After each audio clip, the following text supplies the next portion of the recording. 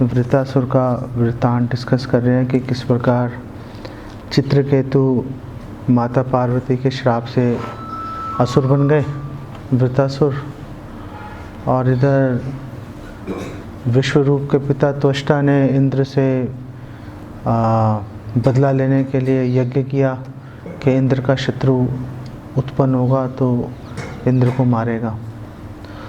तो हम देखते हैं कि भगवान सारी चीज़ों का सामंजस्य बिठा लेते हैं कि चित्रकेतु का त्वष्टा से कोई सरोकार नहीं है, लेकिन एक जगह पे एक घटना हो रही है, एक जगह पे एक घटना हो रही है, उसका सामंजस्य भगवान बिठा देते हैं।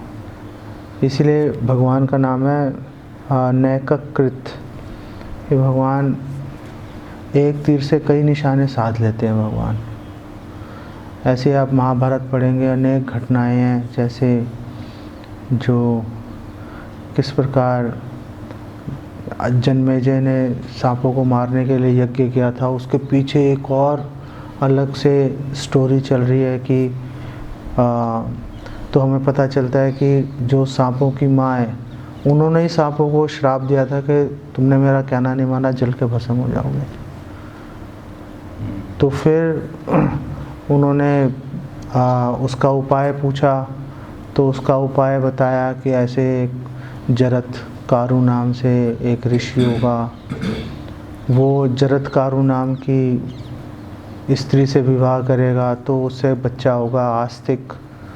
वो आस्तिक बच्चा जो है वो जन्मेजय को रोक सकता है यज्ञ को कंटिन्यू करने से। तो फिर वासुकी ने उसकी बहन का नाम जरत्कारु था, तो वेट करते रहे, अब जरत्कारु ऋषि आएगा, उससे विवाह करेगा।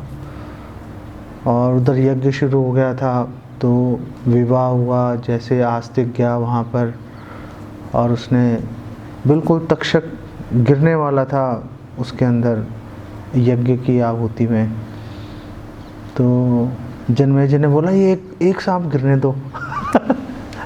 आस्तिक ने बोला अस्थि रहने दो, बस हो गया जो होना था, आपने मुझे वचन दिया है। तो जाके तक्षक की जान छूटी, नहीं तो गया था तक्षक काम से। हाँ, जन्मेजय तो एक एक नाम बुला के यज्ञ में बुला रहे थे कि ये सांप आके मर जाए, ये सांप आके मर जाए। तो तक्षक को पता चला कि आहूत ये चल रही है, तो तक्षक भाग के स्वर्गलोक चला गया। इंद्र का फ्रेंड था ना, जब अर्जुन ने भगवान कृष्ण की सहायता से अग्निदेव को वो खांडव वन भेंट चढ़ाया था, उनका पेट खराब हो गया था हजारों वर्ष घी पी के। तो तब भी तक्षक, जब जंगल में आग लगी, सांप सारे मर रहे थे, तो भी तक्षक को इंद्रदेव बचाने आए थे। खूब बारिश की, लेकिन भगवान कृष्ण ने सारा चक्र चला के, अपना सुदर्शन चक्र आके सारी बारिश गायब कर दी। तो लेकिन फिर भी तक्षक को बचा के ले गए थे इंद्र। गहरी दोस्ती थी, तो इतनी गहरी दोस्ती थी, उसको गले में डाल के घूमते थे तक्षक को। तो वहाँ पे स्वर्गलोक में वो इंद्र के गले में पड़ा हुआ था तक्षक, आराम से रह रहा था। जैसे उसका नाम पुकारा तो खिंचाव आ गया, तो उसने इंद्र के गले को कस के पकड़ लिया। तो इंद्र ने भी पूरी कोशिश की रोक लूं, लेकिन और तक्षक के साथ में इंद्रदेव भी जा रहे थे यज्ञ की आग में। तो इंद्र ने उतार के फेंका, भाई तू मर, मेरी जान छोड़। तो बिल्कुल पास पहुंच गया था तक्षक। तो वो आस्तिक ने बोला ठीक है, हो गया ख़त्म, यज्ञ को समाप्त कर दो। तो वो कहाँ से जन्मेजय का बिल्कुल अलग कारण चल रहा है, लेकिन सांपों को वो अलग से श्राप मिला हुआ है, वो उसके फल भुगत रहे हैं। तो बहुत सारी चीज़ें चल रही होती हैं और कहीं ना कहीं से उसका कनेक्शन आ जाता है। कई बार हमें पता चलता है, कई बार नहीं पता चलता।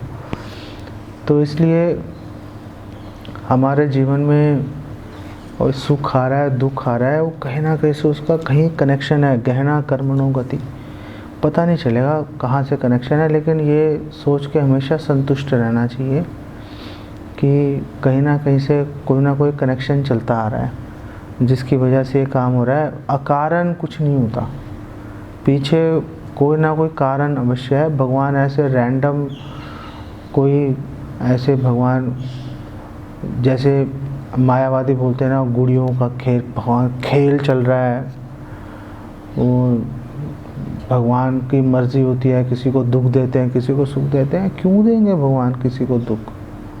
क्या पॉइंट है देने का? भगवान तो, कोई माँ बाप अपने बच्चे को दुख नहीं देना चाहते, लेकिन बच्चा शरारत करेगा तभी तो पिटाई होती है उसकी। ऐसे कौन पीटता है? जो कोई पेरेंट्स है अपने बच्चे को ऐसे ख़राब से ख़राब भी होगा तो भी बिना बात के थोड़ा ना पीटेगा, कोई रीज़न होगा तो ही तो उसको मारेगा, वो सुधारने के लिए या आगे बढ़ाने के लिए कुछ तो होगा। तो हमेशा ये मान के चलना चाहिए कि कहीं ना कहीं से कोई ना कोई लिंक है जिसके कारण हमारे साथ ऐसा हो रहा है। तो जब वृतासुर यज्ञ में प्रकट हुआ तो त्वष्टा ने यज्ञ किया इंद्र को मारने के लिए। वृतासुर प्रकट हुआ तो देवी देवताओं ने बिना बात के, अभी उसने कुछ किया नहीं, अभी तो सिर्फ उठा ही था यज्ञ की अग्नि से। तो क्योंकि इंद्र शत्रु है तो शत्रु का काम है हमला करना, तो इंद्र ने सारे देवी देवताओं के साथ हमला किया और सारे अस्त्र चलाए, वो सारे अस्त्र निगल गया वृतासुर। तो फिर देवी देवता भगवान की शरण में गए और भगवान से प्रे की, तो भगवान की स्तुति की, भगवान प्रकट हो गए। तो प्रकट होने के बाद अभी प्रेयर्स चल रही हैं। तो देवी देवताओं ने भगवान को बोला, हे भगवान, आपको हमारे से कोई सेवा की आवश्यकता नहीं है, आपको ज़रूरत नहीं है हमारी सेवा की। क्यों ज़रूरत नहीं है? लक्ष्मी सहस्त्र शत संभ्रम सेवमानम, करोड़ों लक्ष्मियाँ भगवान की सेवा में लगी हुई हैं हाथ जोड़ के। तो भगवान को कैसे, भगवान को हमारी सेवा की आवश्यकता पड़ेगी? करोड़ों लक्ष्मियाँ लगी हुई हैं, ऊपर भगवान जो है, भगवान संकल्प करते हैं, इच्छा करते हैं, पूरी हो जाती है। तो मतलब भगवान को किसी भी दृष्टिकोण से कोई आवश्यकता नहीं है, फिर भी भगवान हमारी सर्विस एक्सेप्ट करते हैं। तो हमारे आचार्य बोलते हैं 2 गुण हैं जिसके कारण वो सर्विस एक्सेप्ट करते हैं, नहीं तो कोई रीज़न नहीं है एक्सेप्ट करने का। पहली बात है वैराग्य, कि भगवान बहुत बड़े वैरागी हैं, कि वो इंद्र की, वो लक्ष्मी देवी की सेवा को छोड़कर हमारी सेवा स्वीकार करने आ गए। वैराग्य है ना, वो क्या सेवा है, हम क्या कर रहे हैं, लेकिन भगवान कहते नहीं, इसकी सेवा जाके लूँगा मैं। तो ये भगवान का वैराग्य है, हमारी सेवा स्वीकार करना। और दूसरा ऑफ कोर्स भक्त वात्सल्य, भृत्य अनुग्रह कातरा। भागवतम में भगवान के लिए शब्द इस्तेमाल किया है कि भृत्य अपने दास पे, नौकर पे, अनुग्रह कातरा, भगवान अनुग्रह करने के लिए ललायित रहते हैं। तो देवी देवताओं ने बोला कि आपको हमारी सेवा की आवश्यकता नहीं है। तो जब भगवान को हमारी सेवा की आवश्यकता नहीं है, इसका एक मतलब बहुत ही कमाल का मतलब ये है कि कोई गिव एंड टेक रिलेशनशिप नहीं है कि हमने कुछ दिया कुछ लिया। जब सामने वाले को ज़रूरत ही नहीं है तो आपके गिव का क्या पॉइंट है? फिर तो कोई पॉइंट ही नहीं है। तो कोई गिव एंड टेक रिलेशनशिप नहीं है, टेक रिलेशनशिप चल रहा है भगवान के साथ में, कि हम भगवान से लिए जा रहे हैं, भगवान एक्चुअली हमें सेवा का मौका दे रहे हैं, ये भी टेक है। इसमें भी कोई, हम भगवान को बेसिकली कुछ दे नहीं सकते हम भगवान को। तो देवी देवताओं ने इस बात को एक्सेप्ट कर लिया और इसका मतलब ये है कि हम लोग जो भी सर्विस करते हैं भगवान की, वो हमारे लाभ के लिए, भगवान का उसमें कोई लाभ नहीं है। हम भगवान को कोई लाभ नहीं दे सकते। हम भगवान को सर्विस करके भगवान से और सर्विस मांग सकते हैं। तो देवी देवताओं ने बोला कि हे भगवान, आप में बहुत सारे विरोधाभासी गुण हैं, बहुत सारे विरोधाभासी गुण हैं। आप सृष्टि करते हो, पालन करते हो, संहार करते हो, फिर भी आप में कोई परिवर्तन नहीं आता, कोई विकार नहीं आता आप में। इसलिए भगवान का एक नाम है ना, अविकारी। भगवान में कोई चेंज नहीं आएगा। नहीं तो जैसे माँ बच्चे को जन्म देती है तो विकार आ जाता है ना शरीर में उसके, अब वो सुंदरता नहीं रहती। अब चेंज हो जाती है। तो जो पिता है वो भी परिवार को पालते पालते बिल्कुल जर्जर हो जाता है, उसका शरीर ख़त्म हो जाता है ताकत नहीं रहती शरीर में। फिर घर वाले कहते हैं तुमने हमारे लिए किया क्या है क्या करे, पूरा खून जला के तुम्हारे बलि चढ़ा दी तुम्हारे पे तुमने पूछ लिया तुमने हमारे लिए किया क्या है। आई मीन बहुत ही अजीब सी बात हो जाती है। तो देवी देवता कह रहे हैं कि आप मतलब सृष्टि कर रहे हो, पालन कर रहे हो, संहार कर रहे हो, लेकिन आप में कोई बदलाव नहीं आ रहा। आप ये सृष्टि पालन संहार ये तो बेसिकली भौतिक कार्य है, तो भौतिक कार्य भौतिक गुणों के अंतर्गत होना चाहिए। तो कह रहे हैं आप ये भौतिक कार्य चल रहे हैं लेकिन आप गुणों से प्रभावित नहीं होते, जबकि भौतिक कार्य जो भी करेगा भौतिक गुणों से प्रभावित हो ही जाएगा। ब्रह्मा जी हैं रजोगुण से प्रभावित हो ही जाते हैं, शिव जी हैं तमोगुण से प्रभावित हो ही जाते हैं। इनफैक्ट शिव जी ने तो भगवान से प्रार्थना की थी कि आप प्लीज़ मुझे अपने पास रखा करो, मैं कंफ्यूज हो जाता हूँ। क्योंकि शिव जी जैसे काशी के राजा हैं, वो भगवान से लड़ने के लिए ललायत हो गए। अब वो शिव जी के भक्त थे तो शिव जी भी उनके साथ जाके खड़े हो गए। तो फिर भगवान ने पहले शिव जी को हराया और फिर भगवान ने जो है वो पूरी काशी नगरी जला के राख कर दी उन्होंने। इनफैक्ट भगवान ने तो क्या ही किया, वो काशी ने ही एक राक्षस भेजा था। अब वो राक्षस जो है वो भगवान से तो लड़ नहीं पाया, हार गया, तो वो उसको तो विध्वंस करना था। तो अब कुछ ना कुछ तो विध्वंस करना ही था उसको, तो जिसने भेजा था उसी को जाके विध्वंस कर दिया उसने। तो तब भगवान ने बोला था शिव जी को आप बार बार ऐसे असुरों का साथ देने शुरू हो जाते हो आप। तो फिर शिव जी ने बोला आप प्लीज़ मुझे अपने पास रखो ताकि मैं कन्फ्यूजन नहीं हो कोई। तो फिर आप देखोगे भगवान जहाँ भी रहते हैं शिव जी लोकपाल के रूप में रहेंगे वहाँ पर। लोकपाल भी बने रहते हैं, धाम की रक्षा करते हैं और साथ में भगवान की सामीप्य भी, भगवान की समीपता भी लेके चलते हैं। ऐसे ही जब हिरण्यकशिपु को वध किया था और नरसिंह भगवान ने ब्रह्मा जी को बोला था आप वरदान देते समय कुछ तो सोचा करो, आप ऐसे उल्टे सीधे वरदान दे देते हो भागवतम में लिखा हुआ है तो देवी देवता जो इतने बड़े बड़े महान देवी देवता हैं गुणों के प्रभाव में आ जाते हैं, लेकिन देवताओं ने बोला कि हे भगवान आप भौतिक गुणों से सदैव दिव्य बने रहते हो, आप कभी भी भौतिक गुणों से प्रभावित नहीं होते। और ये कारण है कि जो आपकी जो गतिविधियाँ हैं, जो आपकी लीलाएं हैं, वो बहुत ही कठिन है समझने के लिए। दुर्अवबोध, अवबोध का मतलब जानना, दु का मतलब बहुत ही कठिन है, नहीं दुर्लभ, लब का मतलब प्राप्त करना, दु का मतलब बहुत मुश्किल है, दुर्लभ मिलेगा नहीं। दुसह्य ये सहना और दुसह्य बहुत ही मुश्किल है सहना। ऐसे दुर्अवबोध कि भगवान को जानना बहुत ही कठिन है। और हम देखें भगवान की अगर कॉन्ट्राडिक्टरी, भगवान के विरोधाभासी गुण है तो गोलोक निवसति अखिलात्म भूतो, भगवान गोलोक में है लेकिन सब लोगों के हृदय में कण कण के अंदर भगवान विराजमान है। विरोधाभासी गुण आ रहा है। और विदेशु दुर्लभम अदुर्लभम आत्मभक्तो, कि भगवान को जानना बहुत ही मुश्किल है लेकिन अदुर्लभम, लेकिन आसान भी है भगवान को जानना। तो विरोधाभासी गुण आ गए ना, विरोधाभासी गुण आ गए। और भगवान कह रहे हैं समोहम सर्वभूतेषु, मैं सभी लोगों, सभी जीवों के प्रति समभाव रखता हूँ, लेकिन भगवान असुरों का वध भी कर लेते हैं और भगवान देवी देवताओं की भगवान रक्षा भी कर लेते हैं। तो देवी देवताओं ने बोला कि विरोधाभासी गुण है, लेकिन सारे विरोधाभासी गुणों का सामंजस्य हो जाता है। कैसे सामंजस्य हो जाता है? हमारे आचार्य बोलते हैं योग ऐश्वर्य के कारण। भगवान का योग ऐश्वर्य है, वो बहुत कठिन से कठिन परिस्थिति को सामंजस्य बिठा देंगे।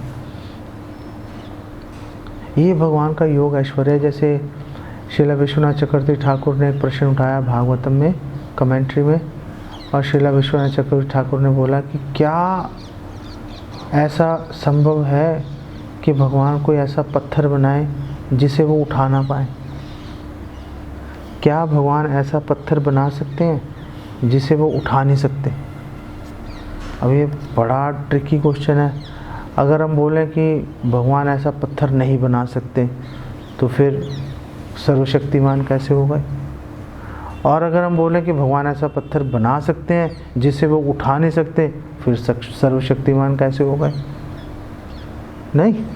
तो हाँ बोलो तो प्रॉब्लम है, ना बोलो तो प्रॉब्लम है। नहीं, विरोध एक बहुत बड़ा कॉन्ट्राडिक्शन खड़ी हो गई।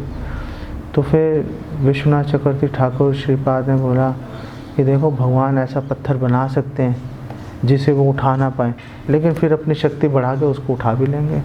हो गया काम खत्म, योग ऐश्वर्य। तो देवी देवता भी बोल रहे हैं न ही विरोध उभयम भगवती अपरिमित गुण गणे, कि आप में कोई भी किसी तरह का विरोधाभास क्यों नहीं है? क्योंकि आप में अपरिमित असीमित गुण है आपके अंदर।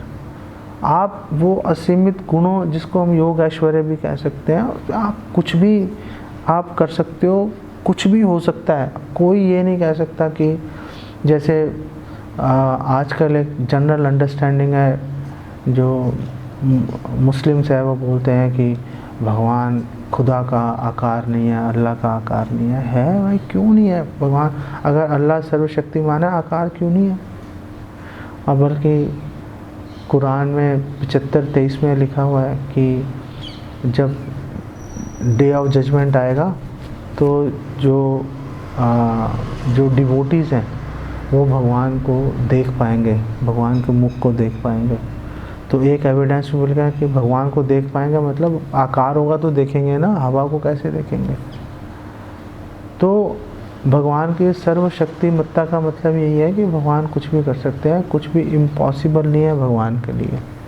तो देवी देवता यही पॉइंट बोल रहे हैं।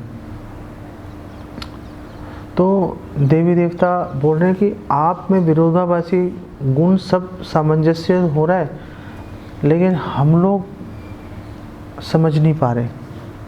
हमारे लिए समझना बहुत मुश्किल है कि कैसे आपने संसार बनाया, फिर आप संसार के अंदर भी घुस जाते हो, और कैसे भौतिक जगत में आप जब भी प्रकट होते हो तो भी दिव्य बने रहते हो।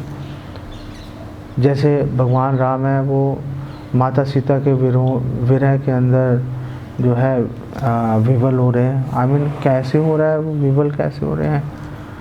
भगवान कृष्ण है, वो समभाव हैं, फिर भी असुरों को मार रहे हैं, महाभारत के युद्ध में भाग ले लिया। तो मतलब कैसे हो रहा है ये चीज़?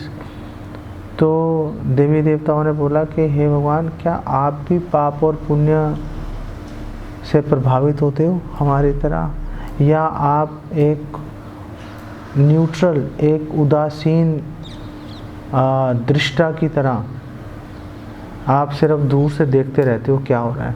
भगवान बोल रहे हैं ना, उपदृष्टा अनुमंता चा, भगवद गीता में कह रहे हैं कि भगवान दूर से देखते रहते हैं क्या हो रहा है क्या नहीं हो रहा। भगवान इंटरफेयर नहीं करते, बीच में हस्तक्षेप नहीं करते भगवान। तो देवी देवताओं ने बोला कि जिनको आपके बारे में पूरी जानकारी नहीं है, जो आपको अच्छी तरह से नहीं जानते, वो आपके बारे में बहस नहीं कर सकते कि भगवान ऐसे होंगे, भगवान ऐसे होंगे, ये सही है वो गलत है। जब तक तत्ववेता नहीं है तब तक भगवान के बारे में कोई भी व्यक्ति कोई ठोस बात कर नहीं सकता। कोई भी पक्ष कुछ भी बोलेगा सब बेबुनियाद है, कोई उसका ठोस आधार नहीं है, उसको गंभीरता से लेने की आवश्यकता नहीं है। जो व्यक्ति भगवान को तत्व से जानता है, सिर्फ वही भगवान के बारे में कोई बात कर सकता है। और देवी देवताओं ने बोला कि आप में कोई भी डुअलिटी, कोई भी द्वैत नहीं है, अच्छे बुरे का कॉन्सेप्ट आप में नहीं है। अगर किसी को मारना बुरा है तो लेकिन आप मारेंगे तो वो अच्छा है। जैसे भगवान असुरों को मारेंगे, मोक्ष मिल जाएगा उनको। युद्ध छोड़ के भागना बुरा है, लेकिन भगवान युद्ध छोड़ के भागेंगे अच्छा है। जैसे आप जाएंगे गुजरात में जाएंगे तो बड़ौदा के पास डाकोर जगह है, वहाँ पे एक मंदिर है, उसका नाम ही रण छोड़ रहा है। तो मैं पहली बार जब गया था तो मेरे सारे पैसे चोरी हो गए थे वहाँ पे और किसी से मांग के घर पहुँचा अपना दिल्ली तक, तो एक पैसा चोरी कर लिया मेरा वहाँ से क्रेडिट कार्ड हर चीज़ चोरी हो गई। तो भगवान चोरी करना बुरा है, लेकिन भगवान मक्खन चुराएंगे तो माखन चोर फेमस हो जाएंगे। भगवान में द्वैत नहीं है, अच्छे बुरे का भेद भगवान के अंदर नहीं चलता। भगवान जो करेंगे हमेशा शुभ भगवान का वो चलेगा। तो देवी देवता बोल रहे हैं कि आप कभी भी सुख और दुख से कोई आपका सरोकार नहीं है, आप सदैव हमेशा सुखी रहते हो। भगवान की बात दूर है सुख और दुख से प्रभावित नहीं होने की। जो भगवान के भक्त हैं वो भी सुख और दुख से प्रभावित नहीं होते, सेम चलता है उनका। जैसे जो गोपियाँ हैं वो भगवान कृष्ण से जब मिल रही हैं, उनकी सेवा कर रही हैं वृंदावन में, तो प्रसन्न है। जब भगवान चले गए मथुरा तो उनके विरह में भी वही सुख का अनुभव कर रहे हैं विरह के अंदर। आप हमारे आचार्यों की पुस्तकें पढ़ेंगे तो आप देखेंगे कि जो अप्रकट लीला में बहुत कुछ अलग ही चल रहा है, बिल्कुल जो हम लोग सोच नहीं सकते। तो देवी देवताओं ने बोला, हे भगवान, आप अनेक रूपों में आप अवतरित हुए। मनुष्य रूप में आए, भगवान राम के रूप में, भगवान कृष्णा, बलराम जी, भगवान वामन, आप मनुष्यों में अनेक रूपों में आए। आप मिक्स्ड फॉर्म में आए ना, मतलब कुछ पोर्शन जानवरों का, पशु का, कुछ मनुष्य का। जैसे भगवान नरसिंह देव है, और कौन से? हाँ, वो तो पशु हो गए ना। तो हयग्रीव है ना, हयग्रीव हो गए। वो उनका जो है जो सिर है वो घोड़े का है, अश्व का, और यह उल्टा है। नहीं, घोड़े। हाँ, ये जो देह है वो मनुष्य का, सिर घोड़े। हाँ, सिर घोड़े का है ना, और शरीर जो है वो मनुष्य का है। तो भगवान जो है, जो सबसे निकृष्ट योनि मानी जाती है, वो कौन सी मानी जाती है? जलचर, मछली। तो इसलिए बोलते हैं जिसने मछली खा ली उसने सभी प्रकार के मांस खा लिए, क्योंकि सबसे निकृष्ट है मछली। हाँ हाँ हाँ। तो भगवान जलचर के रूप में भी आते हैं, मत्स्य अवतार हो गए और कुर्मा अवतार हो गए, है ना, जलचर के रूप में आ गए। और पशु के रूप में भगवान आए, भगवान वराह आए, है ना, शूकर के रूप में सूंघ के पृथ्वी देवी को निकाल के बाहर निकाल लिया। तो देवी देवताओं ने बोला कि आप अलग अलग रूप लेते हो असुरों को दंड देने के लिए, और जो देवता हैं, जो आपके भक्त हैं, उनका उद्धार करने के लिए, क्योंकि आपका काम ही यही है। आप अलग अलग रूपों में असुरों को दंड देते हो, देवताओं की रक्षा करते हो। तो प्लीज़ आप वृतासुर को मारिए, हमारी रक्षा कीजिए। इतना सब बात करने के बाद भी घूम फिर के फिर वहीं पर आ गए कि हमारे जो स्वर्गलोक का पद है उसकी रक्षा कीजिए और असुरों को दंड दीजिए, ताकि हम सुख से रह सकें। इसीलिए देवी देवताओं को बहुत ज़्यादा उनको इंटेलिजेंट उनको नहीं माना जा सकता।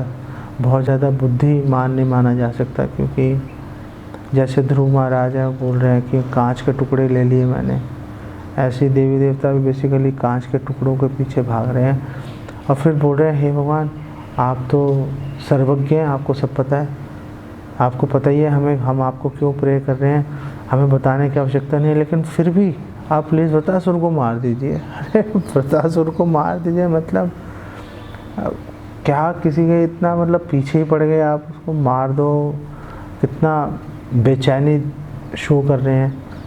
तो अब जो है भगवान ने बोलना शुरू किया। अब भगवान बोल रहे हैं और भगवान कह रहे हैं, पहली बात भगवान ने बोली कि मैं आपकी स्तुति से, आपकी प्रार्थनाओं से बहुत प्रसन्न हूँ मैं। और उन्होंने बोला कि ये जो प्रार्थनाएं आपने की हैं, ये प्रार्थनाएं जन्म मृत्यु के चक्र से छुटकारा दिला सकती हैं। तो भगवान ने पहली हिंट दी उनको कि आपने ऐसी प्रेयर कर ली, आप मेरा दर्शन कर लिया आपने, तो आप कहाँ वृत्रासुर के पीछे भाग रहे हो, क्यों भाग रहे हो वृत्रासुर के पीछे? ये प्रेयर्स करके जन्म मृत्यु से बाहर निकल सकते हो, वैकुंठ में जा सकते हो, सोच लो। दिमाग नहीं चल रहा उनका, देवी देवताओं का। भगवान ने एक बात और भी है कि भगवान की स्तुति करने से सब कुछ मिल सकता है, लेकिन वो तभी मिलेगा जब हमारी इच्छा होगी उसको लेने की। कोई भी हम लोग जिस संकल्प से कार्य करेंगे वही फल मिलेगा। हम भगवान की भक्ति भी कर रहे हैं, अगर हम शुद्ध भाव से नहीं कर रहे तो फिर भगवान हमें शुद्ध भक्ति नहीं देकर जो हमारी इच्छाएं हैं भगवान उसकी पूर्ति में हमारी भक्ति को लगा देंगे, फल दे उसका वैसे दे देंगे। जो उसका प्रॉपर फल है वो भगवान कभी भी देंगे नहीं वो। तो हमें बहुत सोच समझकर भगवान की स्तुति करनी चाहिए। भगवान की भक्ति करते समय भी बहुत हम लोगों को सावधान रहना चाहिए। दूसरी बात श्रील प्रभुपाद यहाँ पर टीका में बोल रहे हैं। श्रील प्रभुपाद बोल रहे हैं कि जो निर्विशेषवादी हैं, इम्पर्सनिस्ट हैं, वो कभी भी उनका शुद्धिकरण नहीं हो सकता, क्योंकि वो कभी भी भगवान को पर्सनल प्रेयर्स तो बोल ही नहीं रहे। वो कभी भी भगवान को नहीं बोल रहे कि हे वरादेव आप हमारी रक्षा कीजिए, हे वरादेव आप प्रसन्न हो जाइए, हे नरसिंहदेव आप प्रसन्न हो जाइए, आप संतुष्ट हो जाइए, हे कृष्णा आप प्लीज़ संतुष्ट हो जाइए। कोई उनको पर्सनल प्रेयर से कोई लेना देना नहीं है, क्योंकि वो भगवान के दिव्य स्वरूप में उनको कोई श्रद्धा ही नहीं है, कोई विश्वास ही नहीं है। लेकिन एक भक्त है वो हमेशा पर्सनल प्रेयर्स, भगवान से एक निजी संबंध बिठा के भगवान को प्रेयर करेगा। जैसे ब्रह्मा जी बोल रहे हैं गोविंदम आदि पुरुषम तम हम भजामि, हे गोविंद, बिल्कुल सामने से पिन पॉइंट करके कि मैं कृष्ण को प्रणाम कर रहा हूँ। जैसे भक्तिविनोद ठाकुर बोल रहे हैं कि गोपीनाथ मम निवेदन सुनो, नहीं बिल्कुल एक मतलब कोई कन्फ्यूजन नहीं है कि हम किससे बात कर रहे हैं, किसके प्रति अपनी आस्था अपनी भक्ति को हम अपने भावों को व्यक्त कर रहे हैं, बिल्कुल कोई कन्फ्यूजन नहीं है। तो श्रील प्रभुपाद बोल रहे हैं कि प्रार्थना करने से, प्रेयर करने से, स्तुति करने से शुद्धिकरण हो जाता है, हमारा चित्त शुद्ध हो जाएगा। लेकिन जो निर्विशेषवादी हैं, जो निराकारवादी हैं, उनको ये सुविधा उपलब्ध नहीं है। वो कुछ भी करेंगे कभी शुद्ध नहीं हो सकते, हमेशा अशुद्ध रहेंगे, हमेशा अशुद्ध रहेंगे। और फिर भगवान ने देवी देवताओं को उनकी मूर्खता का बार बार उनको भगवान मौका दे रहे हैं। तो देवताओं को बोला भगवान ने बोला कि आप तो बहुत समझदार हो, देवताओं को बोला आप तो बहुत समझदार हो,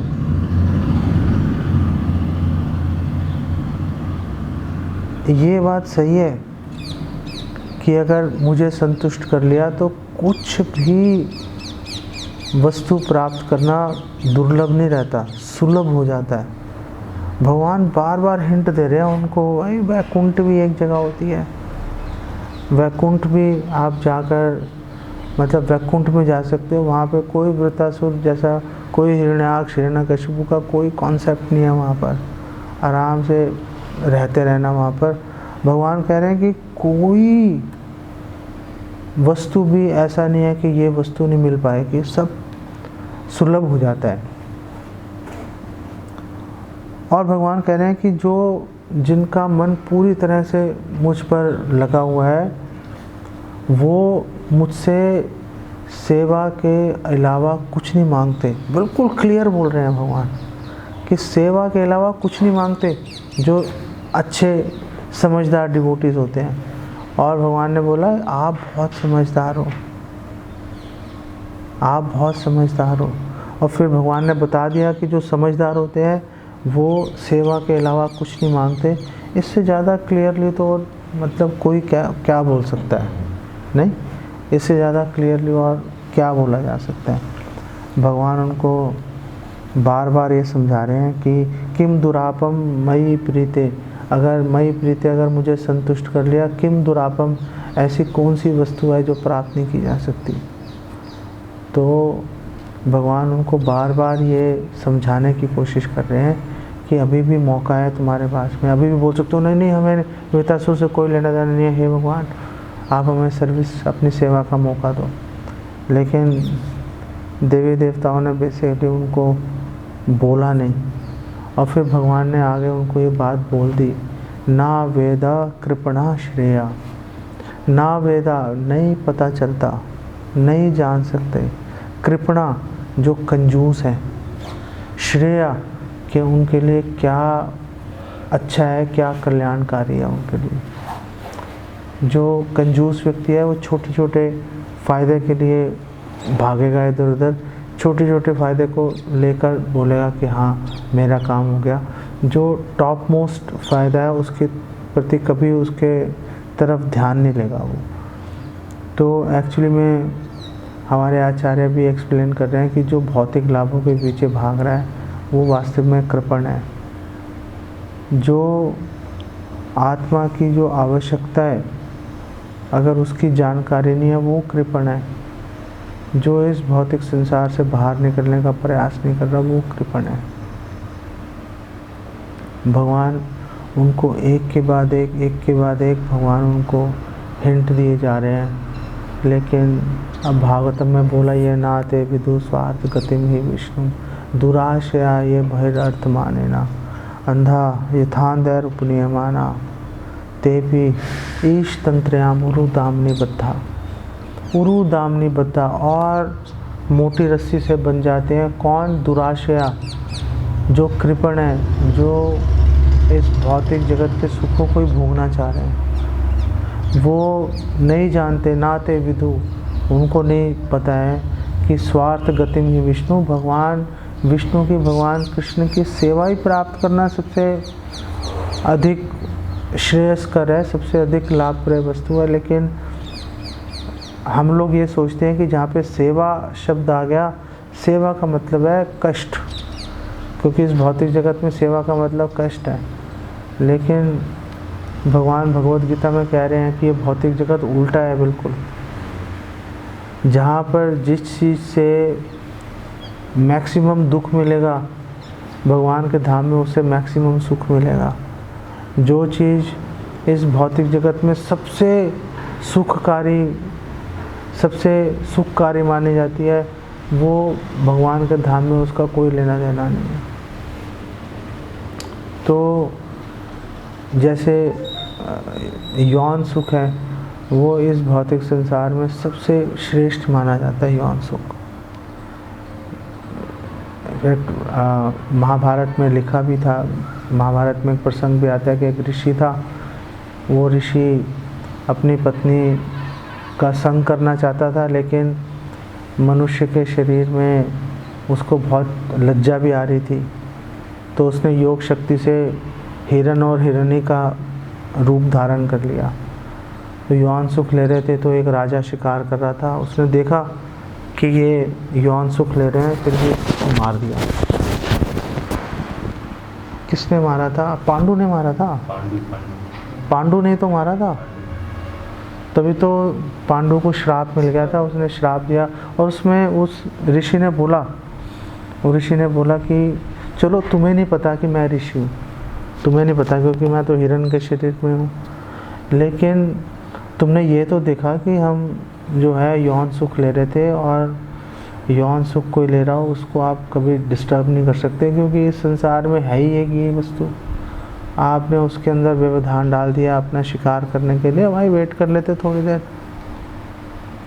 तो फिर उन्होंने श्राप दिया कि तुम जब भी अपनी पत्नी के पास जाओगे सुख की प्राप्ति के लिए मर जाओगे, और उसी कारण पांडु की मृत्यु भी हुई।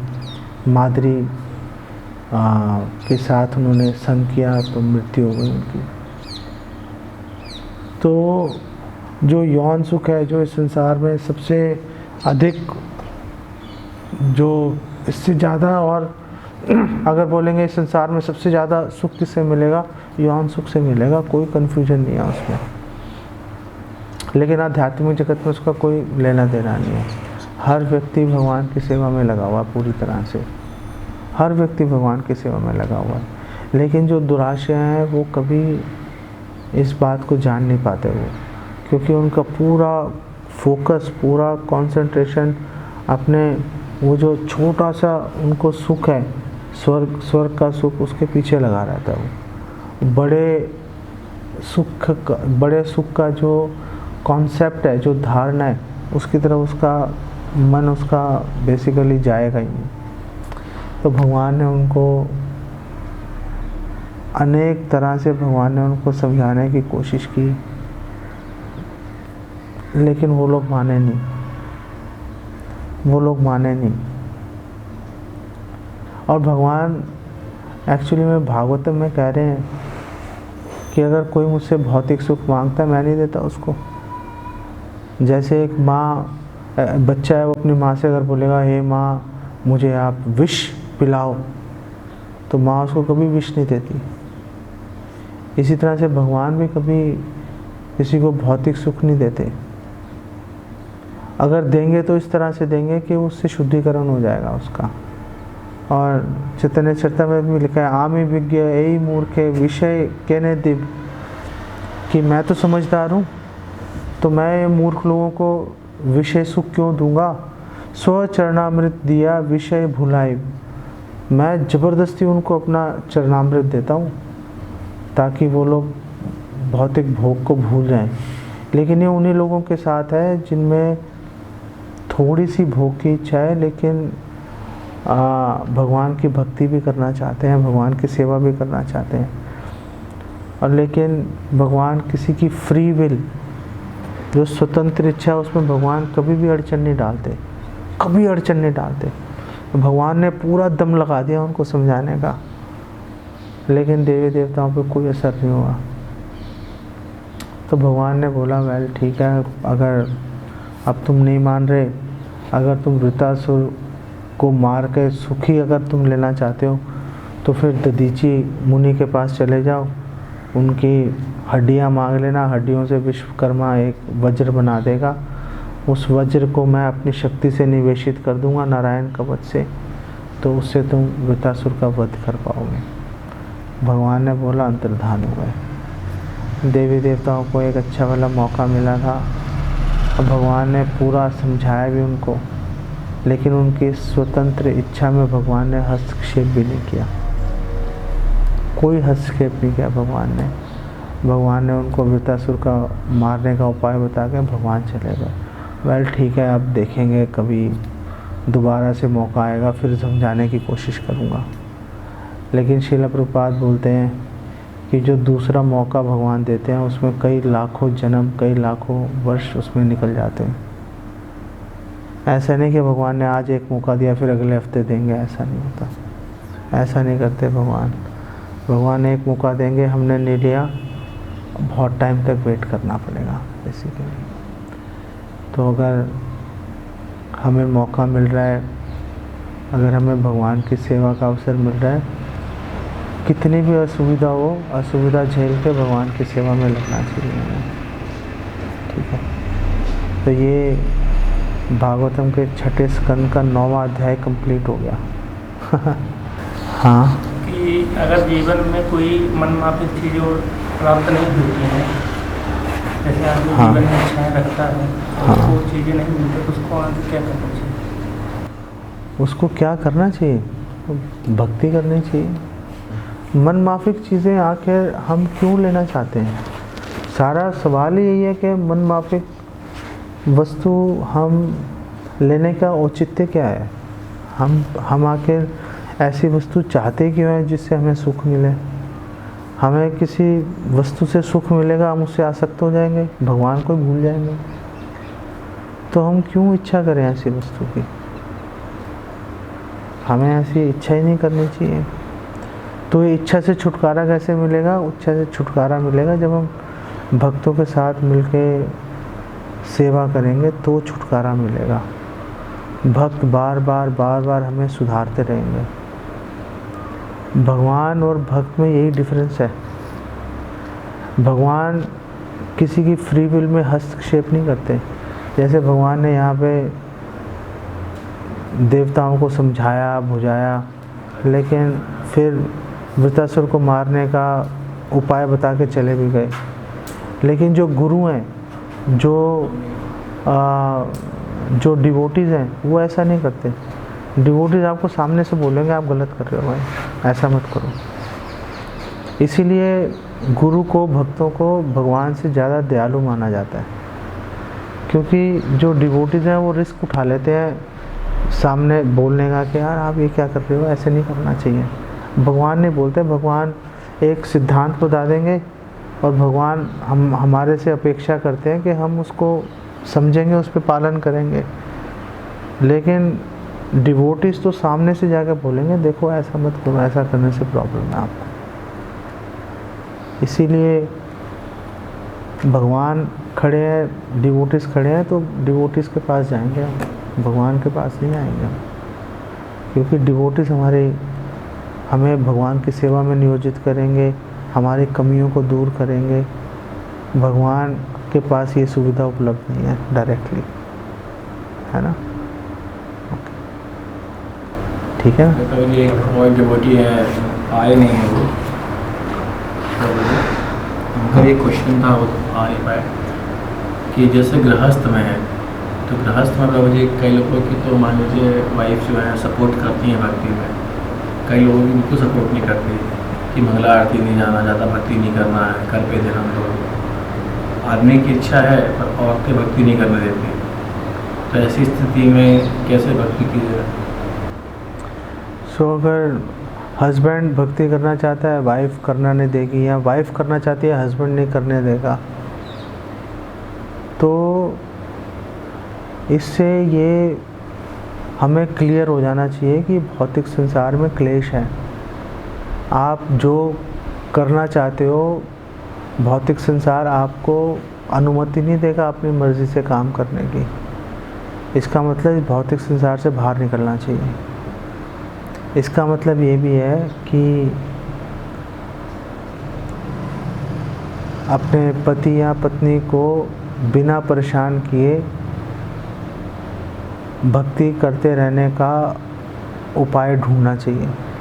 जैसे मैं एक माता जी को जानता हूँ, उनके हस्बैंड बोलते थे मत करो भक्ति, ये क्या तुम 24 घंटे हरे कृष्णा करते रहती हो। तो वो माता जी जहाँ वो टॉयलेट में बैठ के चैंटिंग करती थी, अब ताकि हस्बैंड को पता ना चले।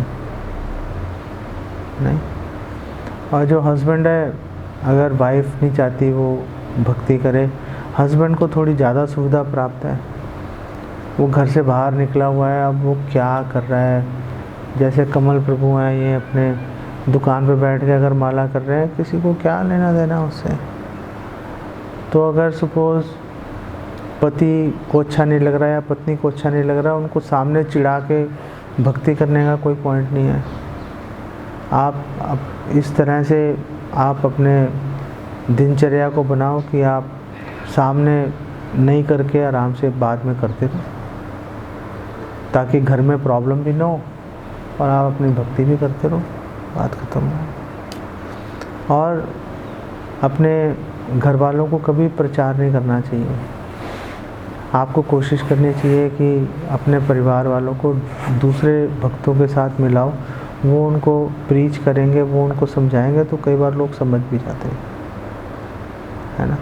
और दूसरी बात यह है कि अगर आप भक्ति करना चाहते हो, सामने वाला आपको उसको अच्छा नहीं लग रहा, तो उसको कॉम्पनसेट करो। उसको अच्छा नहीं लग रहा तो उसका थोड़ा ध्यान ज़्यादा रखो। जैसे जो वाइफ है वो हस्बैंड की और ज़्यादा सेवा करेगी, तो हस्बैंड बोलेगा ठीक है, इतना मुझे कोई प्रॉब्लम हो नहीं रही और ठीक है कर रही है, करने दो। या हस्बैंड जो है वाइफ को थोड़ी सुविधा दे देगा, उसको थोड़ा ज्वेलरी ले दी या कुछ कपड़े ले दिए, उसको कहीं घुमाने ले गया, वाइफ जनरली संतुष्ट रहती है। थोड़ी देर बैठ के 10 मिनट प्रेम से बात कर ली, उसी से काम हो जाता है। आमतौर पे क्या होता है कि जब घर में हस्बैंड या वाइफ को प्रॉब्लम होती है, उसके पीछे कहीं ना कहीं हम लोग ही गलत होते हैं।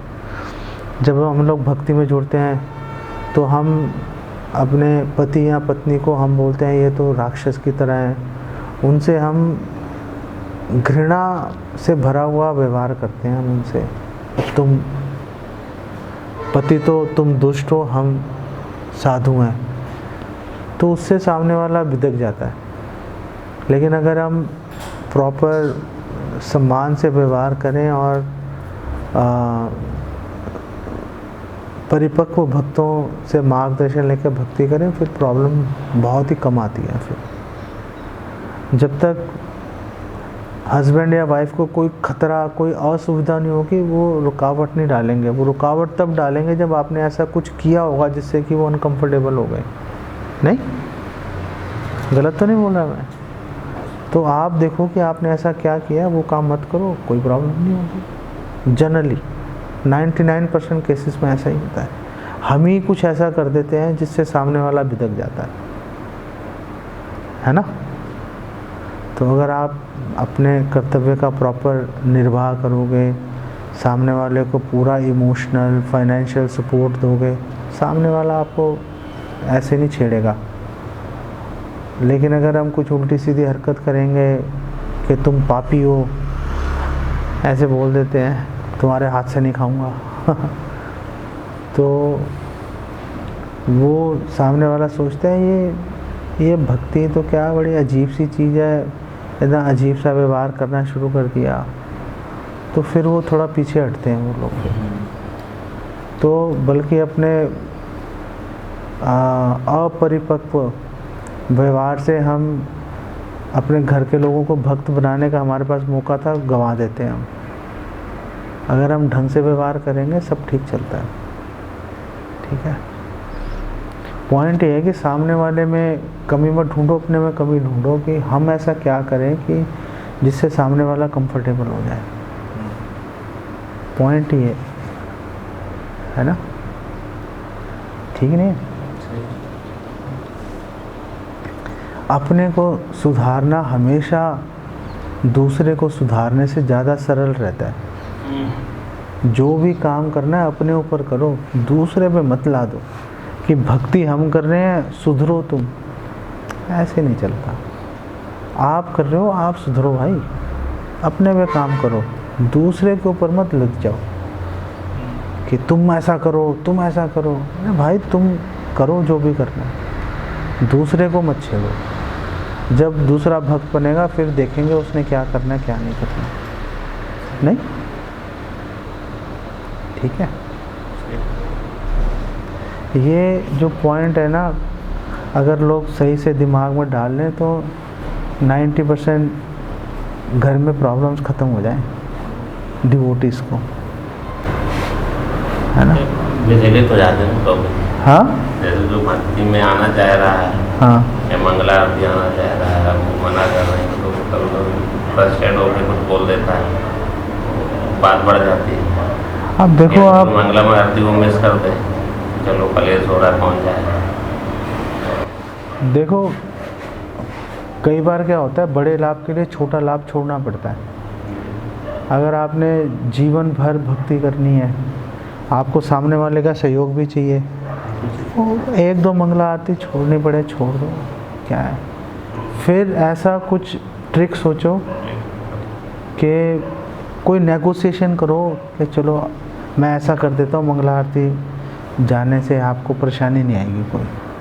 जैसे सपोज़ आप मंगला आरती चले गए, वो पीछे से जो वाइफ है वो कभी बाज़ार जाके दूध ला रही है, कभी बच्चों को तैयार कर रही है, उनको स्कूल छोड़ने जा रही है, आप अपना सेंटर पे बैठ के चैंटिंग कर रहे हो मंदिर में, तो वाइफ को गुस्सा आएगा ही आएगा, है क्या नहीं। तो आप अगर मंगला आरती कर रहे हो, मंगला आरती के लिए आओ, आना ही चाहिए 100%, लेकिन जो आपकी जो जिम्मेदारियाँ हैं उसको भी निर्वाह करो, क्योंकि आप गृहस्थ आश्रम में हो ना। अब आपने गृहस्थ या तो शादी नहीं करते, अब शादी कर ली तो उसको पूरा करना पड़ेगा ना उसको। तो आम तौर पे 99% गलती हमारे अपने अंदर ही निकलती है।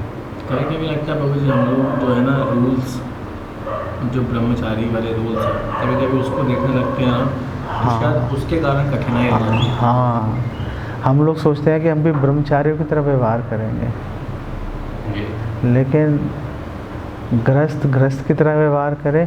भगवान कह रहे हैं भगवद गीता में कि अगर आप दूसरे को देखकर अगर आप काम करोगे हमेशा फंसोगे।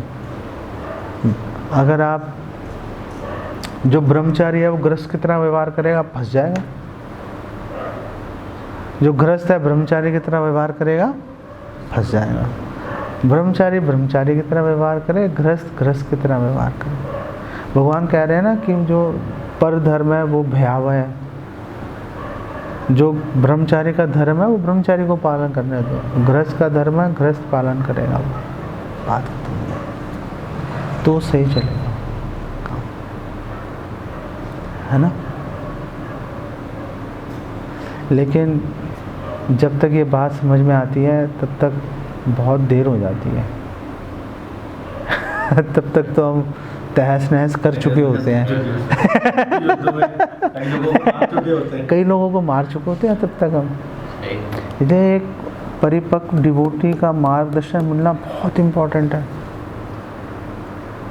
यहाँ पर मुझे कहते भी हैं जैसे कि गृहस्थ को गृहस्थ से ही दीक्षा लेनी चाहिए, और शिक्षा नहीं, ऐसा नहीं करते हैं कुछ लोग, मतलब ऐसी बातें हैं बताते हैं। नहीं, बेकार है ऐसा तो कुछ नहीं।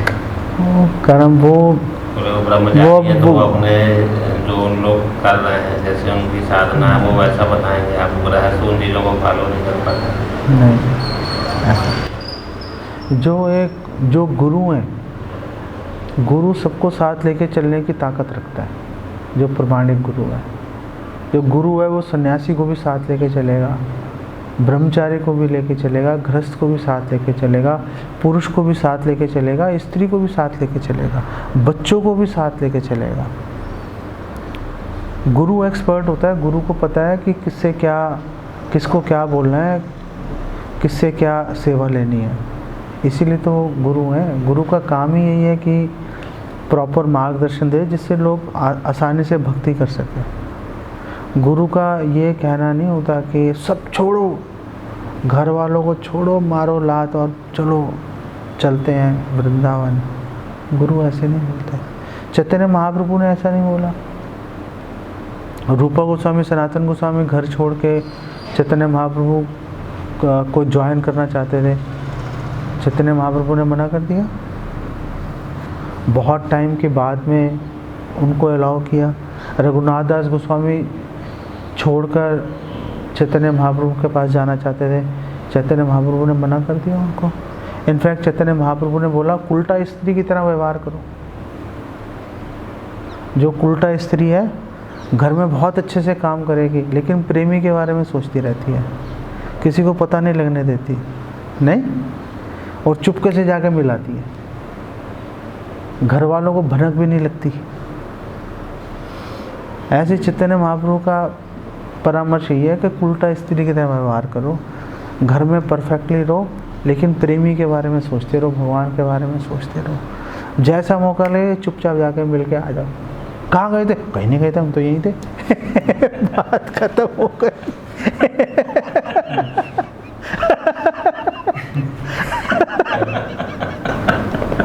मैं बब्बर प्रभु को ऐसे ही बोला, बब्बर प्रभु बोले घर में थोड़ा सा वाइफ का और मम्मी का थोड़ा सा बातचीत हो गई तो मैं नहीं चलूँगा। मैं कहा चलिए, वो वहाँ बैठ के क्या करेंगे, टेंशन ही होगी। बोले नहीं अभी थोड़ा दवाई भी लेने जाना। मैंने कहा बस यही मौका है, बोलते हैं दवाई लेने जा रहा हूँ और आ जाना यहाँ पे। हाँ। बोले हाँ ये ठीक रहेगा। देखो छोटा मोटा, हम सत्यवादी हरिश्चंद्र नहीं है, हमारा गोल भक्ति करना है। वो छोटा मोटा झूठ बोल के काम चलता हो चला लो, सामने वाले को पीड़ा मत पहुंचाओ उसको। आपको पता है इससे उसको कोई नुकसान होने वाला नहीं है। आपने कुछ इधर उधर की बात की, मैं जा रहा हूँ, कुछ काम हो गया, काम आ गया। जैसे मैं हर फ्राइडे को मैं अपने घर में बोल देता था कि मेरी मीटिंग है बॉम्बे, और मैं फ्राइडे को ऑफिस से निकलता था, सीधा केशव प्रभु के पास पहुंच जाता था। तो फ्राइडे और सैटरडे को उनके साथ रहता था, संडे को निकल के घर पहुंचता था। बोल रहा थक गया भाई, बहुत काम किया मैंने बॉम्बे में, और थोड़ा आराम करता हूँ। घर वाले भी खुश रहते थे, ये बहुत काम कर रहा है। थोड़ा वो बोल दो, क्या फ़र्क पड़ता है। नहीं, आप कोई व्यभिचार तो कर नहीं रहे, नहीं, ऐसा तो है नहीं कि आपको व्यभिचार कर रहे हो, कोई गलत काम कर रहे हो। सामने वाले को कंफर्टेबल बना के रखो, थोड़ा बहुत झूठ बोलना है बोल दो, बात खत्म हो गई। सो देवी देवताओं को क्यों समझ नहीं आ रहा कि भगवान की भक्ति सर्वोपरि है? जब हम समझ पा रहे हैं तो देवी देवता क्यों नहीं समझ पा रहे? तो आप देखो वो देवी देवता उस पद तक पहुँचे कैसे? क्यों? जब वो यहाँ पे थे तब से उनकी भोग की इच्छा थी, फिर उन्होंने पुण्य कर करके वहाँ तक पहुँच गए। तो जब यहाँ पे थे तब से ही भगवान की भक्ति के बारे में सोच नहीं रहे थे। भगवान को भगवान के बारे में पता है, भगवान की शरण भी लेते हैं, लेकिन भोग के लिए लेते हैं वो। तो जब शुरू से ही ऐसा कर रहे हैं और करते करते वहाँ तक पहुँच गए, तो वहाँ जाके अब विचार चेंज नहीं होते। फिर तो ऐसे ही चलता है, जैसे श्रीला विश्वनाथ चक्रवर्ती ठाकुर बोल रहे हैं, जैसे एक पशु है, पशु खीर खाने की इच्छा नहीं करेगा, पशु हमेशा घास खाने की इच्छा करेगा। ऐसी देवी देवता हमेशा भोग की इच्छा करेंगे। वैकुंठ के बारे में पता है फिर भी इच्छा नहीं आएगी उनके बारे में, क्योंकि जब पृथ्वी लोक पे थे यहीं से तो गए वहाँ पर। ऐसा थोड़ा ना कि वहीं पे हमेशा से रह रहे थे। यहाँ पे पुण्य किए तभी तो वहाँ जाके रह रहे हैं, जब ख़त्म हो जाएंगे फिर यहाँ आ जाएंगे, लेकिन गए तो यहीं से थे। तो जो चीज़ यहाँ से करते करते वहाँ पहुँचे उसको चेंज नहीं कर पाता मैं। जैसे इंद्र देवी देवता हैं और भी अन्य हैं, ये हर युग में बदल जाते होंगे ना, मतलब हर कालांतर क्या बोलते हैं, चारों युग में जैसे हाँ बदल जाते होंगे। सबकी आयु अलग अलग रहती है, लेकिन बदल जाते हैं। फिर कोई पाप कर ले, जैसे इंद्र ने जब इंद्र ने वृत्रासुर का वध किया तो ब्रह्महत्या का पाप लगा, तो नीचे गिर गया इंद्र। तो फिर राजा नहुष इंद्र बन गए जाके वहाँ पे। राजा नहुष इंद्र बन गए, आराम से चल रहा था, लेकिन नहुष जो है वो इंद्र की पत्नी शची देवी, उनको भोगने की इच्छा आ गई। तो फिर शची देवी ने ऐसी ट्रिक लगाई कि वो नहुष सांप बन के नीचे गिर गया। तो फिर वापस इंद्र को पकड़ के लेके आए, शुद्धिकरण किया, फिर वापस इंद्र को स्थापित कर दिया। ऐसे ही जैसे भगवान ने बहुत सारे डिवोटीज होते हैं, लोग पुण्यशाली लोग होते हैं, उनको भगवान बोलते हैं कि जैसे अभी तुम ये कर रहे हो, इसके बाद तुम मनु बन जाओगे, इसके बाद तुम इंद्र बन जाओगे, इसके बाद तुम ऐसा हो जाएगा, वैसा हो जाएगा। चलता है ऐसे, सब चेंज होते रहते हैं, सब ब्रह्मा जी तक चेंज हो जाते हैं। अच्छा प्रभु जी, हमें मतलब जैसे कि हम समाज में रहते हैं, गृहस्थ हैं, तो जैसे अपने रिश्तेदारों में जाते हैं और कहीं जाते हैं तो साफ मना कर देते हैं। रिश्तेदारों में जैसे जाते हैं, पूजा होती है, किसी प्रकार की देवी देवता होती है, तो सत्यनारायण तो विष्णु तत्व भी है मान लीजिए, फिर भी वो प्रामाणिक तो नहीं कह सकते सत्यनारायण कथा के लिए शास्त्रों में नहीं भी, फिर भी कलयुग होती है या नवरात्रि आती है या कुछ शिव पूजा हो रही है, तो प्रसाद देते हैं, तो क्या करें, नहीं खाना चाहिए ना? नहीं, आप प्रसाद ले लो, घर पे ले आओ, गाय वगैरह को किसी को खिला दो। मतलब खाना तो नहीं चाहिए, खाना नहीं चाहिए, आप ले लो ताकि उनका मन बना रहे। जैसे शिला प्रभुपाद जब बॉम्बे में जब वहाँ थे अमेरिका में, तो बहुत सारे लोग शिला प्रभुपाद को बहुत सारे गिफ्ट देते थे, बहुत सारे पकवान बना बना के देते थे। प्रभुपाद ने कभी किसी को मना नहीं किया, प्रभुपाद सबसे लेके रख लेते थे लेकिन वो डिवोटीज बोलते हैं, अरे हमें आज तक समझ नहीं आया कि वो करते क्या थे उसका क्योंकि ऑफ कोर्स खाते तो थे नहीं वो आप ले लो। और जो है, जैसे आप सपोज किसी शादी ब्याह में गए, अब शादी ब्याह में कौन देख रहा है आपने खाया नहीं खाया, आप बोल दो बहुत टेस्टी है। अब वो जब आप सगन का लिफाफा दोगे तो बोले आप खाना खाया आपने? भाई खाना खाया, बहुत टेस्टी था, बहुत बढ़िया खाना था, बात ख़त्म हुआ अब आप उसको बैठ के बोलना शुरू करो, देखो हम बाहर का नहीं खाते, हम ऐसा है, हम वैसा है। वो बोले यार क्या मेरी इंसल्ट कर रहे हो आप यहाँ पे खड़े होकर? नहीं बनाने के लिए आप बोल दो यार हाँ बहुत टेस्टी था, बात ख़त्म हो गई। कौन पता लगा रहा है, हम भी तो पूरे वो हो जाते हैं ना कि सच बोल के रहेंगे तो वहाँ जाके लोग किसी शादी ब्याह में जाए तो फ्रूट्स भी ना लेना। आप घर से खा के जाओ, जब भी शादी ब्याह में जाओ घर से खा के जाओ, आप तृप्त रहोगे। और वहाँ पे एक्चुअली शादी ब्याह में क्या है कि वो सब वो डोंगों में पड़ा होता है, 1000 लोगों का जूठा है वो, आप भी जाकर उसको खा लोगे। इतने सारे लोगों के कर्म आपने उठा के अपने ऊपर झेल लिए, आपके फिर आपने उसको लिया, वो सारे लोग आपका भी अब झूठा खा रहे हैं, वो मतलब क्या पॉइंट है। जैसे पुरुषोत्तम मास चल रहा है प्रभु जी, तो उसमें कई जगह भागवत हो रही है कथाएँ, हाँ 7 दिन की 6 हाँ। दिन की, तो वहाँ जैसे इन्विटेशन है, ज्ञान है, मतलब कथा में या लास्ट जब भंडारा हो तो उस दिन आना, तो वहाँ पे ले लेना चाहिए, क्या लेना चाहिए भंडारे में? मतलब? नहीं भागवतम वो तो का जैसे वो तो क्या भंडारा है, भोग है वो कोई भक्ति भाव से थोड़े ना बना रहे हैं, आप मत लीजिए। नहीं, आप जो भी लेना है, जो भक्त जो प्रभुपाद के चैतन्य महाप्रभु के अनुयायी हैं, और चैतन्य महाप्रभु के अनुयायियों में भी जो ढंग से कर रहे हैं, उनके हाथ का बना हुआ लो। जैसे अब वो आपके इनके सिंधी गुरुद्वारे में वृंदावन से आ रहे हैं चैतन्य महाप्रभु के अनुयायी, वो रास लीला करेंगे यहाँ पे आके, अब आप उनके हाथ का लोगे तो क्या बनेगा आपका, सोचो। पूरा बेड़ा गर्क कर देंगे वो। नहीं, घर से खा के जाओ,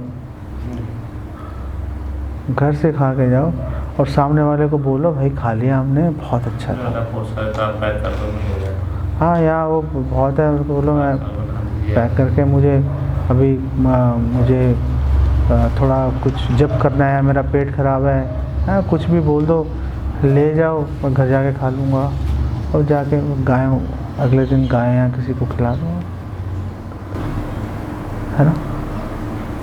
विचार प्रभु जी जैसे अपन करते हैं और मन तो चंचल है, तो अपने गलत और अच्छे को विचार से हाँ अपने अंदर ही ऐसा अवरोध होता है कि विचार आया और ये गलत है, तो उससे तो अपने से तो लगता ही है कि हमारे अंदर मन में विचार का कोई ऑफेंस नहीं है। अच्छा, कलयुग के अंदर, कलयुग से पहले तक आपने सोच भी लिया पाप लग जाएगा, लेकिन कलयुग में क्योंकि मन पे कंट्रोल नहीं है हमारा, उसको कैसे?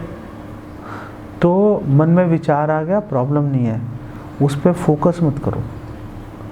विचार आया, फेंको, आगे बढ़ जाओ। मनन करोगे तो प्रॉब्लम आएगी। विचार आया, गंदे से गंदा विचार आया, प्रॉब्लम नहीं है। फोकस मत करो उस पर, है ना, क्योंकि मन पे कंट्रोल नहीं है ना हमारा।